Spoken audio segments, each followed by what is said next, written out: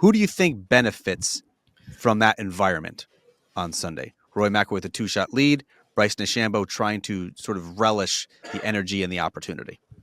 I think Bryson, because he proved last year at Pinehurst, I think he enjoys the madness a little bit more than Rory probably does. And Rory sort of voiced that a little bit tonight when he was asked about how do you balance the act between, you have to stay calm, like you still have to play golf, and you don't really do that when you're high-fiving people and jumping around. And he understands, like, I want to ride the momentum.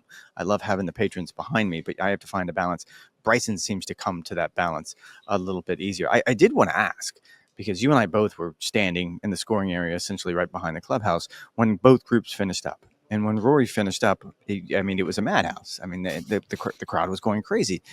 And I thought to myself, he's going to be the favorite tomorrow. Like, it's going to be a weird situation where the Northern Irishman's going to be the favorite at the Masters. I kind of had to second guess that, because when Bryson came in, again, you and I were sort of standing next to each other, then it really went nuts.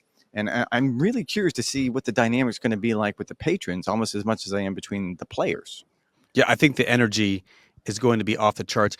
I was wondering, would Roy benefit from playing with a Bryson DeChambeau in the final group, or would he benefit more from playing with like a Corey Connors? And I've gone back and forth on this. I actually think it benefits Rory to be with Bryson. I've long held the belief that Roy plays his best with an edge, when he feels like he has something to prove, when he can be the alpha, when he can be strutting around, based on what has happened over the past 11 years, based on what happened last year at the U.S. Open, based on what has happened so far over 3 days at Augusta National. I think Rory McIlroy is keen and eager to sort of reassert himself and tell people, I'm that dude. You may have doubted me.